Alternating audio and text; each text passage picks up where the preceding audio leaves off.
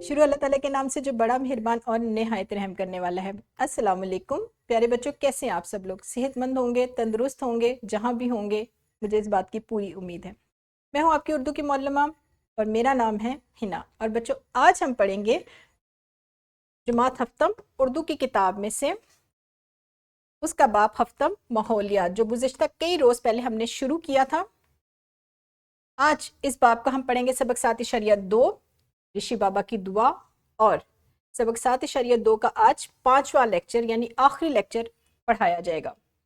आज के हासिलात ताल्लुम लिखना की फहरिस्त से लिए गए हैं। नसर की सलीस लिखना सिखाया जाएगा और इसके साथ साथ उन्वान की मदद से मुहावरों का इस्तेमाल करते हुए कम अज कम 175 अल्फाज पर मुश्तमिल कहानी लिखना भी सिखाई जाएगी। प्यारे बच्चों, कहानी लिखना बेशक आपको पसंद ना हो, लेकिन कहानी सुनना तो आपको पसंद है। एक छोटी सी सरगर्मी करेंगे इसी से मुतल्लिक। मौलम जमात के चंद तलबा से ऐसी कहानी सुने जिसमें कम से कम किसी एक उर्दू मुहावरे का इस्तेमाल हुआ हो। ठीक है, आपने कोई ऐसी कहानी सुनानी है जो आपको पसंद हो, आपको याद हो, आपने किसी से सुनी हो, कहीं पढ़ी हो, लेकिन किस बात का ध्यान रखना है कि उसमें कोई ना कोई मुहावरा इस्तेमाल हुआ हो। लिहाजा यहाँ पर वीडियो को रोकें और इस सरगर्मी को सरअंजाम दें। जी तो बच्चों, सरगर्मी हुई हमारी मुकम्मल, बढ़ते हैं हम अपने सबक की तरफ।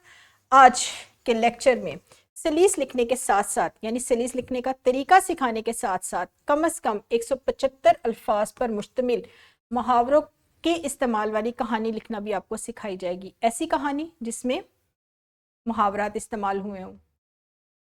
कुछ मुहावरात है जो कहानियों में इस्तेमाल होते हैं, आप भी कर सकते हैं। बाग बाग होना, अपना उल्लू सीधा करना, 3-5 करना, टस से मस ना होना, खून सफ़ेद होना, मुंह की खाना, सर आंखों पर बिठाना। ये वो मुहावरात हैं जो कहानियों में इस्तेमाल होते हैं। इससे और मुख्तलिफ मुहावरात भी कहानियों में इस्तेमाल हो सकते हैं।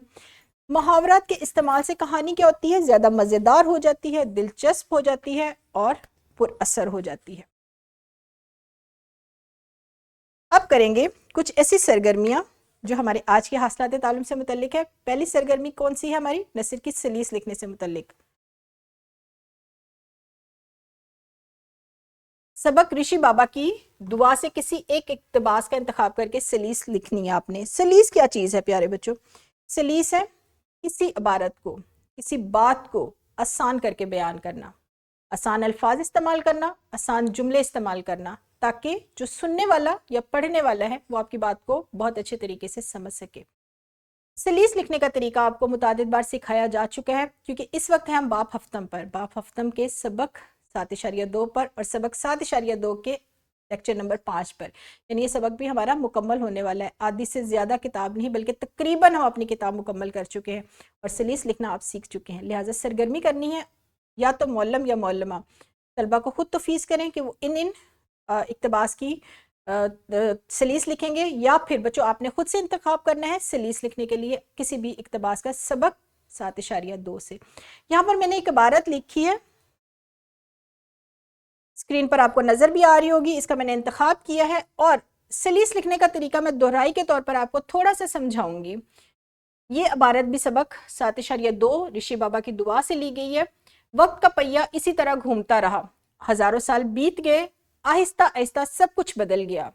इंसान कायनात की तस्खीर के जोश में अपनी हद से बहुत आगे निकल गया। बस्तियों के फैलाव के साथ इंसान की ज़रूरियात भी फैलती गई।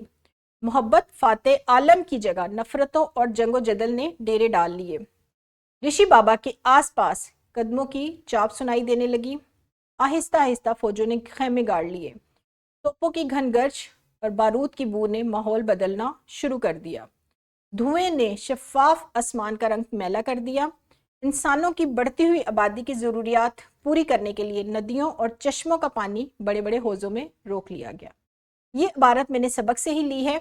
अच्छा, आप जो भी इबारत का इंतखाब करेंगे या मौलम या मौलमा आपको तो फीस करेंगे, तो आपने क्या करना है कि उस इबारत को 1 से 2 बार पढ़ना है, फिर उसके जो ख़ास अल्फाज हैं उसको ख़त कशीद कर लेना है। जैसे मैंने यहाँ पर किया, वक्त का पहिया, साल बीत गए, कायनात की तस्खीर, मोहब्बत फाते आलम, जंगो जदल, खेमे गाड़ लिए, तोपों की घनगर्ज, बारूद की बू, आसमान का रंग मैला कर दिया, और बड़े बड़े होजों में रोक लिया।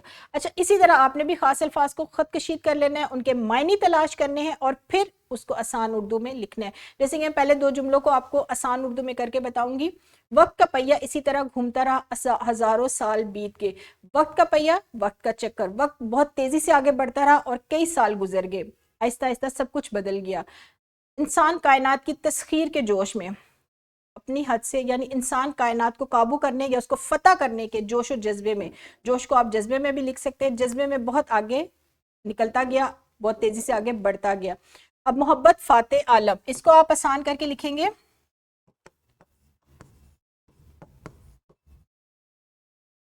दुनिया को फतह करने वाली या दुनिया को जीतने वाली मोहब्बत की जगह किसने ले ली? लड़ाई झगड़े ने, जंगो जदल ने। और तस्खीर, पता करना या काबू करना। ये इसी तरह के जो भी इबारत आप इंतखाब करेंगे जिस इबारत का, उसके जो ख़ास अल्फाज हैं उसको आप आसान उर्दू में लिखेंगे उसके मायने और मफहूम के साथ, और फिर उस इबारत की सिलीज करेंगे। यहाँ पर आप वीडियो को रोकेंगे और इस सरगर्मी को आप सर अंजाम देंगे। कोई भी इबारत, इससे मुख्तलिफ इबारत, कोशिश करें कि इससे मुख्तलिफ इबारत का इंतखाब करें और उसकी सलीस करें। जी तो बच्चों, हमारी पहले हासिल तालुम की पहली सरगर्मी मुकम्मल हुई। अब बढ़ेंगे कहानी लिखने की तरफ। कहानी 175 अल्फाज पर मुश्तमिल आपने कहानी लिखनी है। ये दोनों सरगर्मियाँ, सलीस लिखने वाली भी और कहानी लिखने वाली भी, आपकी दरसी किताब में शामिल की गई हैं। आपने 175 अल्फाज पर मुश्तमिल एक कहानी लिखनी है जिसमें मुनासिब मुहावरात का इस्तेमाल हो, नीज़ कहानी का उन्वान भी आपने लिखना है। अच्छा, मैंने यहाँ पर एक कहानी ली है और उसमें कुछ मुहावरात इस्तेमाल हुए हैं। आपने इसी तरह की कहानी लिखनी है और कहानी को उन्वान भी देना है। मैंने इसको उन्वान भी आखिर में दिया है। कहानी में आपको पढ़ के बताऊंगी और मैं आपको बताऊंगी भी कि मैंने कहाँ कहाँ मुहावरात इस्तेमाल किए हैं।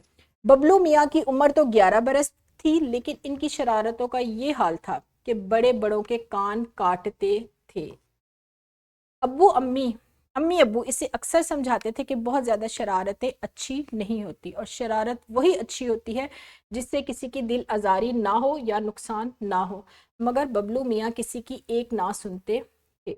घर में बहन भाइयों से छेड़छाड़, स्कूल में हम जमातों को सताना, जबकि गली में जानवरों को तंग करने से भी बाज ना आते।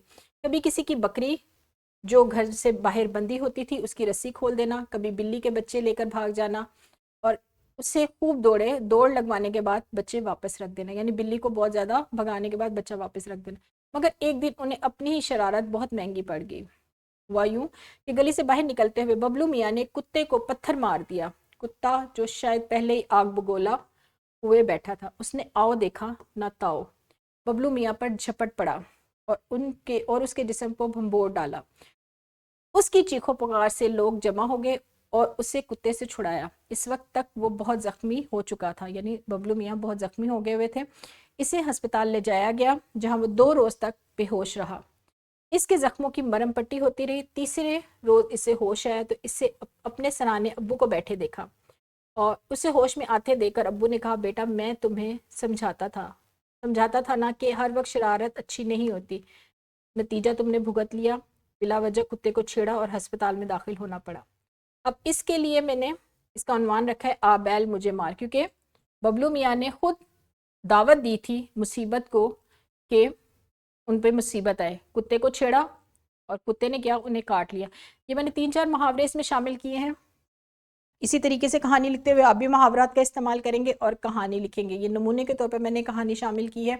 ये शीट डिस्क्रिप्शन में भी मौजूद है, आप वहाँ से डाउनलोड कर सकते हैं। मैंने आप लोगों के लिए, आपकी मदद और आसानी के लिए इसको डिस्क्रिप्शन में शामिल कर दिया है ताकि आप वहाँ से इसको डाउनलोड करें और इसको पढ़ने के बाद मुहावरात का इस्तेमाल करते हुए कहानी लिख सकें। यहाँ पर वीडियो को रोकें और इस सरगर्मी को सर अंजाम दें।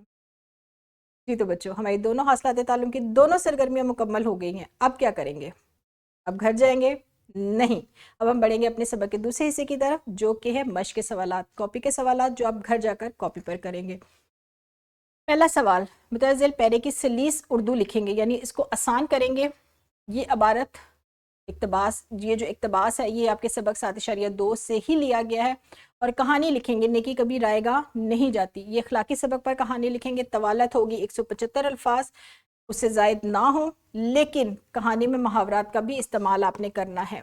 ये दोनों काम आप घर जाकर करेंगे और बहुत ही अच्छे तरीके से करेंगे, क्योंकि आज हमने दोनों काम जो है, जो दोनों सरगर्मियां की हैं, उसमें आपको समझाया है पहले कि आपने किस तरीके से काम को शुरू करना है, किस तरीके से इख्तिताम करना है और किस तरीके से उसको मुकम्मल करके अपने मौलम या मौलमा को दिखाना है। सारी आपको वजाहत दी गई है।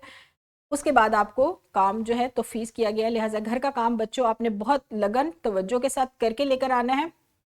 इसके साथ साथ आपको एक वर्कशीट भी दी जाएगी और वर्कशीट में क्या है, एक इबारत है, यानी सलीस उर्दू की एक और मश्क है, और लालच बुरी बला है, उसके उन्वान पर आपने मुहावरों का इस्तेमाल करते हुए कहानी लिखनी है। आपने ऐसी कहानी लालच बुरी बला से मुतल्लिक लिखनी है जो कि मुहावरात के इस्तेमाल पर, मुहावरात के इस्तेमाल के साथ होगी, और आपने बहुत अच्छे तरीके से ये दोनों काम करके लेकर आने, कॉपी का काम भी और वर्कशीट का काम भी, क्योंकि ये काम जो है आपके आगे सालाना इम्तिहानात की तैयारी के लिए बहुत ज़्यादा आपको मदद देगा। बहुत ज़्यादा आपको ये काम आएंगी चीज़ें, कहानी लिखना, क्योंकि सालाना इम्तिहानात में जो आपको उर्दू का पर्चा आएगा उसमें कहानी लिखने का भी सवाल शामिल होगा, उर्दू सलीस लिखने का भी सवाल शामिल होगा।